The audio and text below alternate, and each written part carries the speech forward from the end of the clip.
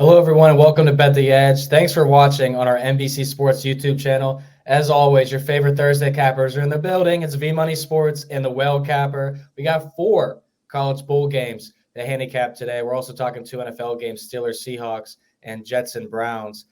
Could be low scoring, could not be. I have to see what Drew thinks on these ones. But Drew, happy holidays. Merry Christmas. How was yours? It was great. Just very enjoyable time with family and watching football. Can't complain about anything at all. I wish I was having the same kind of success in the college bowl season that you're enjoying, my friend. Well played by you so far. Keep up the great work. We haven't really kind of gotten to the meat of the bowl plays I made. We're going to talk about a couple of them today. I feel like I bet them so long ago that I don't even really remember all the reasons why I bet them. Been there. So that's kind of where my head is at right now. But all that said, I'm fired up for this week. There's a lot of good football on this week, and these games are going to be good. They're starting to get good. Yeah, we had a Wednesday college football show. Now we have a Friday college football show, and then we're gonna have one the following and a couple days after that as well. So yeah, it is literally like the busiest time of season for college football. But you gave great advice last week about all the opt-outs and not overreacting as well.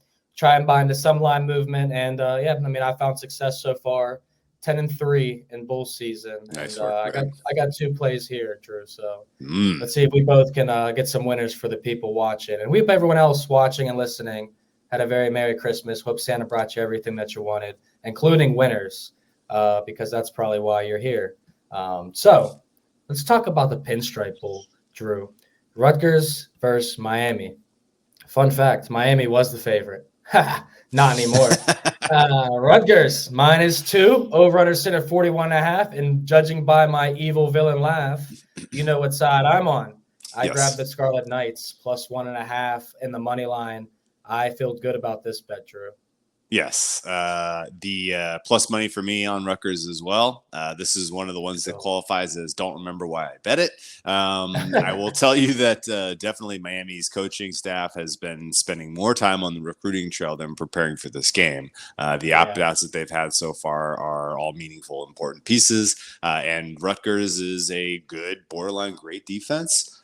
So this is definitely going to be a tough test for Miami to come in and score points. Definitely a little bit of home cooking here for the Rutgers Scarlet Knights, heading across the river there to go play in New York. And I think ultimately this is a nice opportunity for the Big Ten to flex a little bit.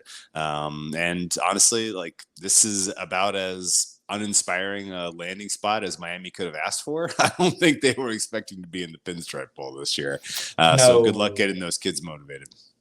Yeah, no, you hit the nail on the head on a lot of those. I think, Rutgers defense is going to step up in a lot of ways here. Miami Tyler Van Dyke's out for this game, so that obviously cripples the Miami offense. But you said they spent more time on the recruiting trails because they are looking forward to next season already.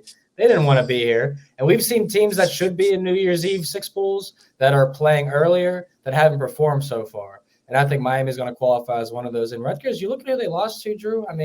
4 straight losses to Ohio State, Iowa, Penn State, and Maryland at one point in the season. And, those are all really good teams. And I'll be honest, I had high expectations coming into the postseason for the Big Ten. And I think they continue to live up to the hype here. Yep. So I like Rutgers in the spot. I think they're going to win. And, another note here that thank you, Producer Dan, for dropping the reminder. I told him I would forget this note. But one thing that has been very important in college football so far has also been the weather in a few games. App State Miami was obviously a big one. Virginia Tech and Tulane was a big one where the teams had such good ground games but bad rush defenses. That one went over. App State went under. This game will have some wind that could affect the quarterbacks here. Not as much rain, only 25% chance. But if you have college football player props, which you've seen Eric Froton and Brad Thomas have success on already, when the games are raining, please attack the rushing props and the ladders for these teams. A lot of the quarterbacks opt out, Drew, as if you've seen already, and the running backs are the ones that are stepping up for a lot of these teams. We've already seen in Virginia Tech, their game, I think there was 3 running backs that had 100-plus yards, and all their lines were around 50, 60 and a half. So imagine laddering those, getting 6-1, 7-1, 8-1. That's what we did on Wednesday's show. So join us on Friday. But that's something I wanted to make note here. So we're both on Rutgers. We both feel good. And the money line is going to come through for us, Drew. So let's talk about the Alamo Bowl. Unless you have any Yes. notes on the Pinstripe Bowl and why it's called the Pinstripe Bowl, because we do like to stick. I believe it's an homage to the New York Stinking Yankees, and ultimately, I think it's I don't know. It was a weird decision to like, hey, let's have some bowls in some places that no one really wants to go on vacation, like the Bronx. And Let's watch it at baseball stadium. this one was one of the first ones where I really remember being like, man, really, we're going to send people on some destination trips to New York at this time of year, okay? Expecting it to be Scarlet Night weather, not Miami weather, personally. Exactly. Yes, it's going to be cold. That's for sure. And it's already raining all up the East Coast, so that's something worth noting too. And the last thing I'll say on this game, Miami 0-5 against the spread in their last 5 against Big Ten teams.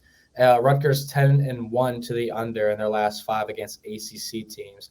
Also like the under. I played that for 1 unit. Rutgers was 1.5 units. That was actually best bet on the show. So let's go, Scarlet Knights. The Valero Alamo Bowl has Arizona and Oklahoma. The Wildcats of Arizona are 3-point favorites. Total sit at 59.5. It's trending towards the under here. Any opinions on this game, Drew? I know my counterpart, Brad Thomas, was on Arizona minus the 3. Yes, he and I ride on Wildcats together here. This is a big game for this program. And that's not the only reason to lay the points with the Wildcats, clearly. But they are a team that is staying together, that is building for the future, as opposed to Oklahoma, who is resetting. Dylan Gabriel not playing for the Oklahoma Sooners. If you didn't already know that might help explain to you why the Oklahoma Sooners are dogs here. But if you also haven't been paying attention to Pac-12 After Dark, Arizona has been probably the team that has impressed the most from beginning of the season, building and improving and getting to the end of the season in a state where it was like, oh my gosh, I honestly, this team might be top 15. Like clearly actually it's top 15. And they've done it largely with defense, and they've had some really impressive moments, particularly as we've gotten deeper into the season. And nothing but glowing praise for what they're building down in Tucson. And I would expect that this is kind of their capstone performance opportunity against an Oklahoma team that a lot of players who are going to be trying to debut for roles next year, but the talent is definitely going to be a drop off from the Oklahoma we knew in the past. And I will say that even on their best days, the Oklahoma defense was not very good this season. So definitely opportunity for Arizona to win on both sides of the ball, from what I can tell you. So late 3 with the Wildcats. Yeah, from October 14th on, arguably Arizona is one of the most impressive teams in the country. Yep. Knocking off Washington State, Oregon State, UCLA. All those 3 teams were top 20. Beating Colorado, then beating Utah, who was top 25, and then Arizona State. So haven't lost a game in months, over 2 months, 2.5 months for the Wildcats. And I agree, definitely a program-building game here for the Wildcats, opposed to Oklahoma, who wants to be in the position that the Texas Longhorns are in. And I did take Arizona in the VSiN contest as well, minus the 3. So that's the side that I lean. It's not an official play for me, but I'm riding with you there, Drew. Let's see if we agree on Tony the Tiger Sun Bowl. How about this one? We all know what Tony the Tiger's about. Frosted Flakes, also my favorite cereal. Fun fact. Notre Dame versus Oregon State. Notre Dame is laying 6.5, over/under sitting at 41.5.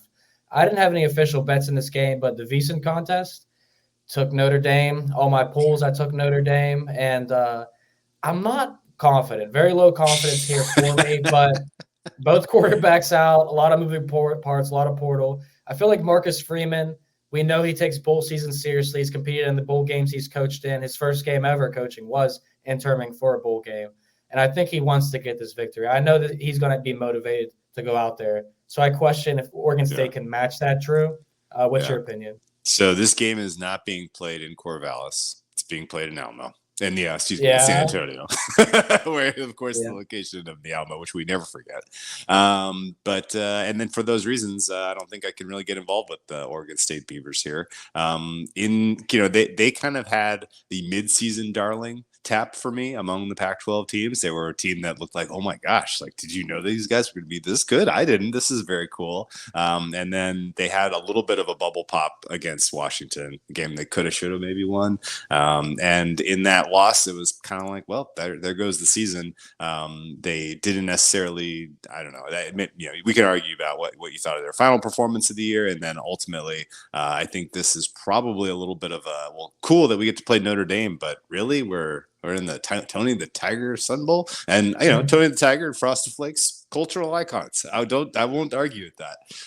But ultimately, I think this is Notre Dame or pass. Notre Dame will be cycling a number of new players, as they've had a pretty aggressive amount of opt-outs. And I still am not 100% sure about the future of the direction of that program, even though they do have, a good quarterback set up for next year. But 6.5 is a big number for a team that is not playing for much. And so, your gut instinct would say take the points here.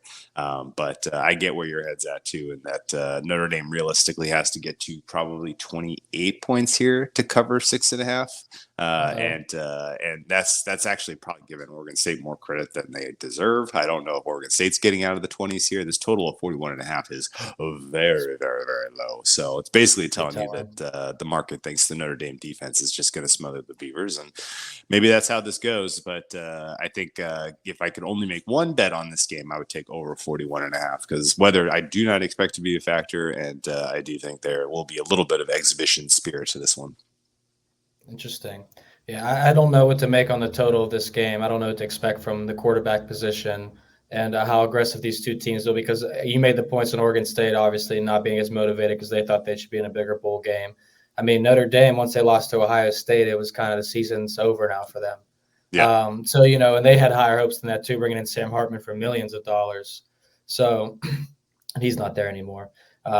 Everyone should know that though. So, yeah, this game is hard for me. This is definitely a low confidence game for me and a toss up, but I like your angle on the over. The weather shouldn't be a factor, like you said, which should point to the over. But man, yeah, I'm torn, Drew, as you could probably tell in my voice. But quick question: Tony the Tiger and Frosted Flakes or Pop-Tarts, more iconic? Oh man. Tony the Tiger and Frosted Flakes. Pop-Tarts really kind of made their mark in like the 90s. Tony the Tiger and Frosted Flakes, like you can find some vintage boxes from like the 70s that are pretty special. Like that, I'm going to give it to Tony just because like I feel like using cartoon mascots as brands for foods kind of might have started with Tony the Tiger. Don't fact check me on that, but he's got to be in sort of that very early rank of how do we get these children to want to eat this sugar cereal. Yeah, no, I'm with you in total agreement. We had the debate on the show yesterday, and we also got asked our favorite Pop-Tarts, which mine's chocolate fudge, by the way. But then I found out that Eric Froton has never had a Pop-Tart in his life. That can't be. He's playing a trick on you. That's I said. I sent him a box already. I literally sent him a box with Happy Holidays written on it because I was like, that's not real. Quaker Oats, first mascot for cereal. Producer Dan says Quaker Oats. Yeah. Okay. This is a very conservative mascot, so they went a step in the right direction with Tony the Tiger, I guess. Yeah, I agree. I like Tony the Tiger better. All right, before we talk Missouri, Ohio State, though, you didn't say your favorite Pop-Tart for the viewers. I'm a strawberry frosted guy. I'm basic. Yeah, that's what they put on the trophy. And the mascot's edible as well. So if you go into the game, make sure you get a bite of the mascot. I mean, might as well. Let's talk about the Goodyear Cotton Bowl Classic, where the mascot will not be edible, nor the trophy. Missouri versus Ohio State at over understood at 49. Ohio State was a 1-point favorite after being a dog of a point and a half. Now they're a 3-point favorite. And when this game originally opened, Ohio State was a 3-point favorite. So if you're listening to me and watching, you say, wait, I'm confused. Don't worry. You should be. This line has been all over the place the last 2.5 weeks. What are you on, Drew? What do you like? Yeah, I got a number that at one point I thought was good on Missouri and now is still available. So not a ton of market support here for my side. And I get why also. Like some of the early betting that I did on Missouri was conditioned on I thought that Ryan Day was going to leave the program. It seemed like he had one foot out the door, like he had either some greener pastures in the NFL that he was trying to line up, or just in general was not little bit of a short leash with whatever he was going to have to work with for NIL at Ohio State. But all that said, it has actually been a pretty solid, return of and availability of players who are going to move on after this game. And actually, there's kind of a pretty solid history of Ohio State being kind of counted out from a motivational standpoint and then just, hanging like 56 points. So I think that people are probably going back to the well with this team, just expecting that, considering that there are so many players who are surprise playing, a lot like the Georgia Bulldogs who are surprise playing. And that may be just a sign that, yes, we're not in the college football playoff, but we are still going to put on a show for our fans who are going to travel for this game. Cotton Bowl is a big deal. It's a big prize. This has some pageantry. This has some, vibes of college football playoffs of years past. And, it's in a big giant beautiful stadium. Like there's going to be some serious motivation here, I think, on part of both schools. Missouri, I will say that, like, despite the disparity in talent, Missouri is still a little underrated. Like they've been underrated for most of the last half of the season. They gave Georgia their toughest test of the year, I thought. And until obviously they lost to Alabama. It's still a team that's on the come up and a program that's on the come up. And so this is a big statement opportunity for them. I don't know if I could get a cash out for equal, for evens and be done with Missouri and just enjoy this one as a fan, I would, because a lot of what I expected to manifest here just did not happen. So I'm stuck with some Missouri. I'm feeling not so great about it. If they have a decent performance in the first half here, and I get a chance to shoot for the middle at halftime on Ohio State, I probably will. But I'm expecting a pretty competitive game. And while Ohio State has been, kind of getting it done on defense all season, I think 49 is too low in this game. I made it 53. I think the over is probably a decent play. And I think, Missouri kind of being competitive is a part of that. If ultimately Ohio State kind of shuts them out, then we're not getting to 40, we're not getting to 49, but expecting a competitive game, hoping that Missouri is able to generate a little bit of an early lead here. Just an absolutely classic SEC Big Ten matchup, which I'm assuming next year all the bowls are just going to be SEC versus Big Ten, the way things are going, right? Yeah, I mean, definitely trending in that direction. But I'm in the same position as you for a lot of this. I mean, I have Missouri +1 and on the money line. And when I got the money line, it was around 125, 130. It was already and now it's at a point where I'm not concerned. I know the Ohio State defense said we're not expecting any opt-outs now. Marvin Harrison Jr. is not practicing, so it certainly seems like he's not going to play. If I was him, I think he could be the number 1 draft pick. I've said that on the show previously already. And I think that conversation starting to heat up, especially since Caleb Williams is liking tweets suggesting that he will not be going number 1, or at least going to Chicago or Arizona. So can't wait to see what that situation looks like. But also note, we talked about Arizona being the most impressive, Drew, since October 14th. How about Missouri? They're 5-1. The only loss was Georgia. They beat Kentucky, South Carolina, Tennessee, Florida, and Arkansas. All right. They beat a lot of really good teams this year too. So I think Missouri will play like this game like it's their Super Bowl. You're talking about a team that went 6-6 in the past 2 seasons. They lost to Wake Forest and Army in bowl games to finish with losing records. They're underrated, undermatched. I want that team in bowl season. When there's a lot of soft opt-outs too, we call them soft outs. These guys for Ohio State could play it for a half, could play for 3 quarters. So we'll also see what that's like. Guys don't want to get hurt either. Anything to add, Drew? I like Missouri still. I'm not backing off them. All right. I'm not going to lose faith then. Missouri's going to get there for us. I have a soft spot for Missouri. The cover they had against Georgia was one of my bigger wins of the year. Let's go Tigers. All right. We like a lot of the same sides today. Rutgers, Arizona, Notre Dame, and our our guys, Missouri Tigers. Sounds like a Let's sweep. go. Yeah, sounds like a sweep, baby. Last show, I will point out, I swept the college football show last week. I just want to say that. But yeah, all right. People already know. People already know. Yeah, they know. That's why they're here. It was a good week last week, but college football bowl season continues, everybody. You got to come back on Friday. That's right. Brad Thomas, Eric Froton, myself, we decided to follow up Wednesday's college football Q&A with another edition on Friday at 11 a.m. Eastern on the NBC Sports YouTube channel, baby. We'll handicap the 8 games on Friday and Saturday as we get you ready for the New Year's Day college football playoff matchups between Michigan and Alabama, go blue, as well as Washington and Texas. You getting nervous at all about Michigan? A lot of pro money showing up on Bama, which I'm not loving. Everybody, pro money, public money, my friends' money.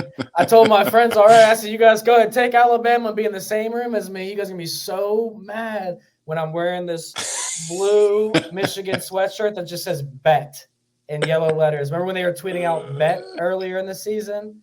Yeah, that's what I use my Amazon gift card for Christmas on. I'm super excited.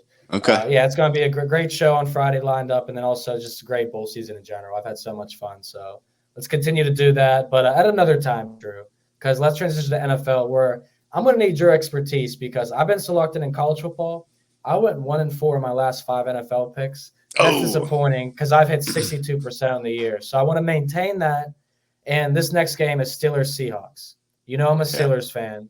I lost on them back-to-back weeks, so I didn't play them against the Bengals, but I approved of the move to Mason Rudolph. He should have started against the Colts, in my opinion. I want to take the Steelers here. I want to think the over is a good play, but we've all been here before in December when the Steelers need to win playoff games to make the playoffs, and they don't do it, Drew. I've been there in person and on my couch. Are we going Seahawks here? Just tell me. You won't break my heart. I want nothing to do with lengths 3.5 with the way Geno Smith is playing right now. No freaking way. And I guess I should caveat this. So week 16 was weird for me. I was nuclear hot on totals, and sides were pretty meh. My highest confidence stuff didn't come through. And I did go against the Steelers with the Bengals last week, laying 3 on the road. And boy, was that a mistake. Weirdly, the Steelers are this team that, for whatever it's worth, play their best when they are doubted. And I don't know that is any kind of reason to make a bet on Steelers plus 3.5. But I would note that Tomlin gets these guys motivated this time of year. They pretty clearly see their eyes are on the prize. They're trying to get to the playoffs. 10-7 may do it in the AFC right now. They saved themselves from effective elimination last week with the win. So, you're going to get an honest effort out of the Steelers. And the reason I faded the Steelers last week was pretty singular. Actually, there was 2 reasons. One, I liked what I had seen on tape from Jake Browning so far. But number 2, the Steelers had no healthy active safeties really last week. And so there was a swirling concern of, man, they might just get beat over the middle and beat over the middle and beat over the middle again. Didn't manifest because the guys that they brought up and, out of reserve roles, they did awesome. And honestly, the defense looked better than it has. A lot of guys had fresh legs. TJ Watt is still an absolute problem. And honestly, what you saw from Geno Smith last week with the Seahawks was not inspiring whatsoever. That offense at strength against the Titans defense with all of those missing players should have scored 30, and they barely got the win. Didn't cover depending on the number. So expecting that the Seahawks are going to be able to do anything against this Steelers defense, I think is a huge question mark. Seahawks by nature are conservative to a fault. Seahawks by nature are still kind of trying to figure out who they want out there as far as warm bodies on the offensive line, which is a problem up against the pass rush of the Steelers. So I think the Steelers are alive at 3.5. Not going to play a side in that one. But if you made me take a position on the total, then under 41.5 is the move. There was some steam on 42 today that has taken us down to 41.5. I agree with that. And I think ultimately the Seahawks team total under would be my favorite way to attack this one, just because you're basically banking on the Steelers defense doing what they do well, and you're insulating yourself from Mason Rudolph turning into a pumpkin. So Seahawks team total under would be my single bet on this one if you made me have only one. I don't hate that. I've gotten away from a lot of the team total unders. I was getting burned for my last few of them, but I don't hate this. I don't necessarily like to take team total unders on home teams. Fair. Unless we're talking like the Commanders or the Jets and stuff like that, which we'll cover the Jets later.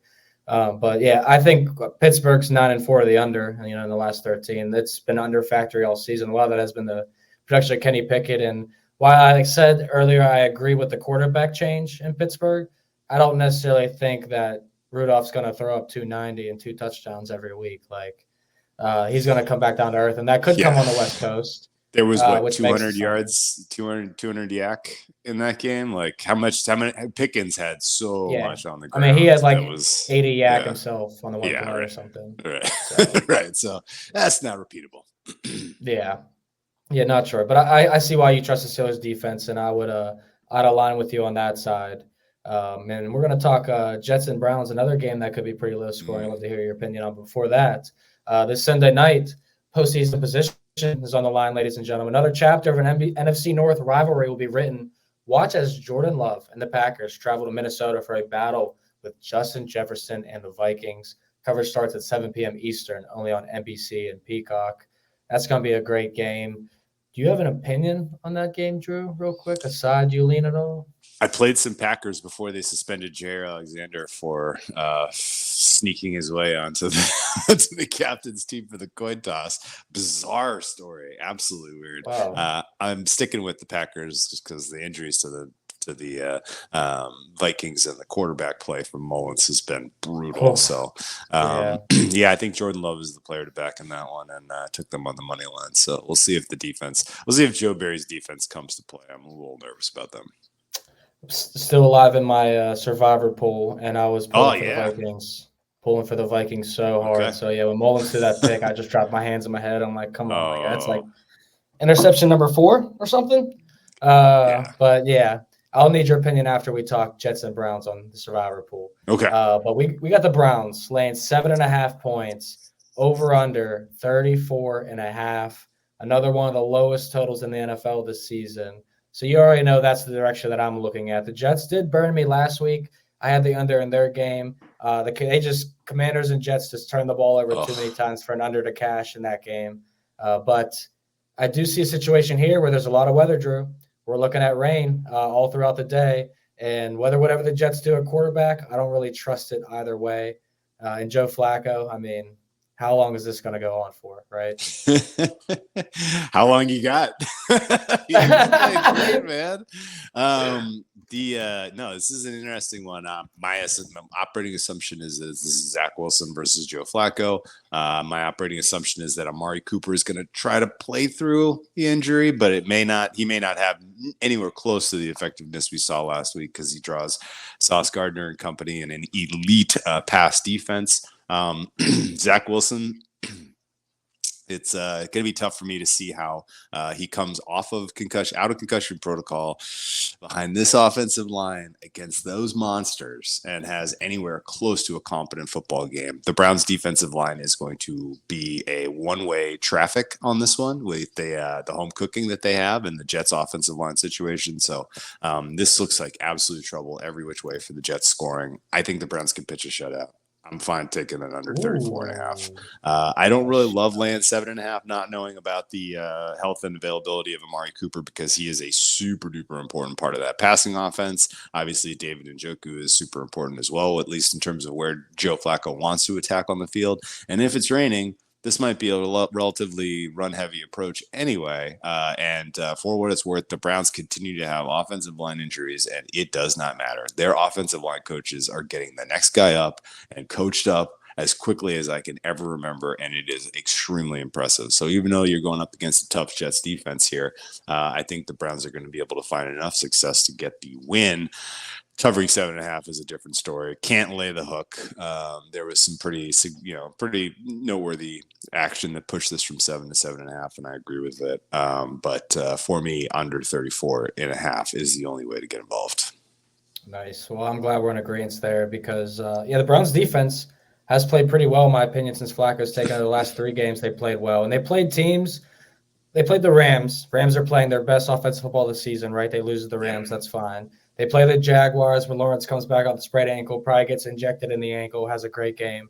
And it's 31-27, another great offense they play. They play the Bears, who are also playing some of their best offensive football this season right now, best football overall. And they get the Texans last week, who we know the Texans shouldn't be in that conversation with the last three currently. But to my point, the Browns have played some pretty good teams and held their own defensively. And while Joe Flacco does have the 10 touchdowns, he has 7 picks, Drew, which is definitely concerning for me. But 3 straight games of 300-plus yards also. Don't think that'll happen in the rain here, so I'm with you. I like the under in this game. I don't trust Zach Wilson or Simeon. And I might have to sprinkle the shutout. Browns to win in a shutout here.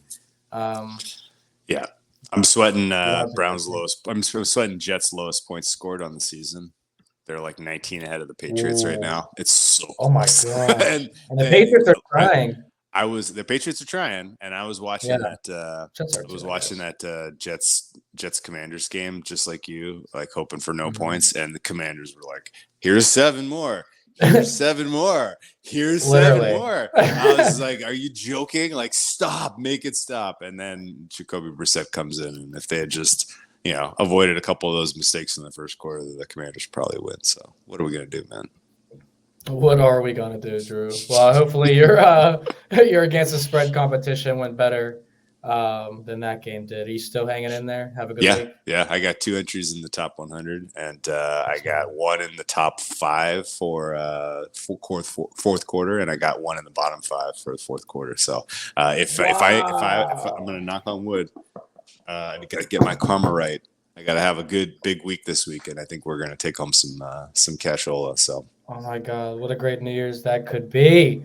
All right. Best of luck, my guy. I love that. We'll need your hopefully one of your best bets will be in this game then. But I hope you win so much, man. I don't think I'm running down the guy in first place, by the way. The guy in first place in Circa Millions goes 5-4-1 every week. He is on an all-time heater. He or them or her or they, whoever. There was there's a person that's in my against the spread competition who's hitting 76% of the season. That's unreal. What is this? Unreal. It's a robot. Yeah. This makes no sense.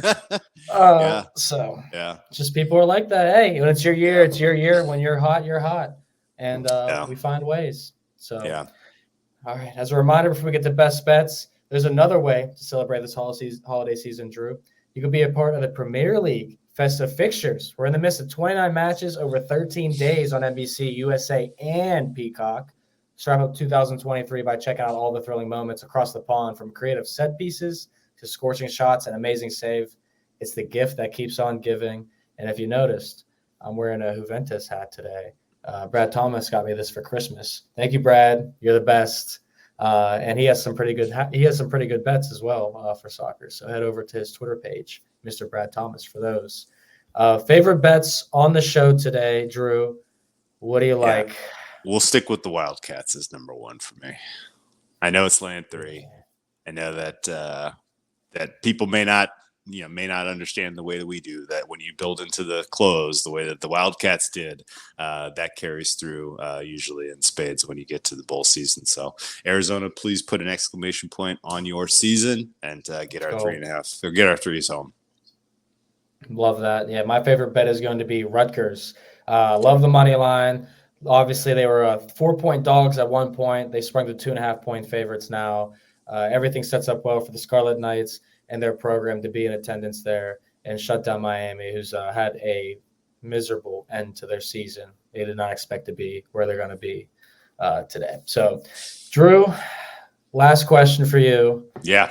Circa or the Vegas Survivor pool I'm in. There's 45 people left with 2 weeks. Okay. There would have been only 16 people left if the Bills would have lost to the Chargers.